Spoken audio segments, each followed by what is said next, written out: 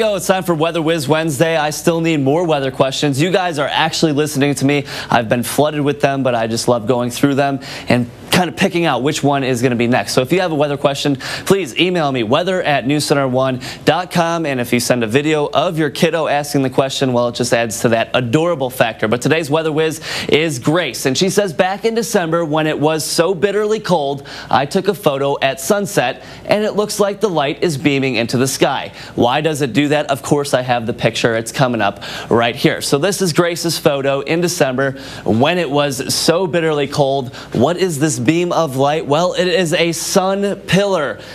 Very, very cool photo here, and of course I always appreciate your weather photos. Either you add them on Facebook or email them to weather@newscenter1.com. But Grace, it is an ice pillar, and here's the ingredients that you need to see these optical illusions with the sun. Ice clouds, mainly cirrostratus, that you tend to see on very, very cold evenings in December when you took the photo.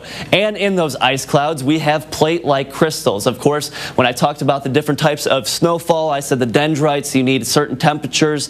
Well, plate-like crystals are often in the form of hexagon, and you get the best reflection of the sun's rays. Sun angle plays a huge part. You tend to see sun pillars during sunrise and sunset, and that sunlight is simply reflected. Now, I apologize in advance. When I'm in the Weather Center, anytime I make a special graphic, I have this beautiful image in my head of how it's going to turn out. Sometimes, well, turns out, I should say, our computer is fairly limited as to how I could portray this to you. So we have these high cirrostratus clouds, and of course they're composed of ice. So here's our clouds, and then you have the plate-like crystals in the form of hexagons. Like I said, it's a little rough around the edges, but you get the point here. And here's Grace's beautiful photo. So we have the sun setting. I can't put the sun behind your photo, so it's just kind of there. But as it continues to set, the sun's energies are bouncing off those hexagonal crystals, and then they go down to the surface, and that's where you get your beam of light. So Grace, I apologize for this rough little graphic I have here.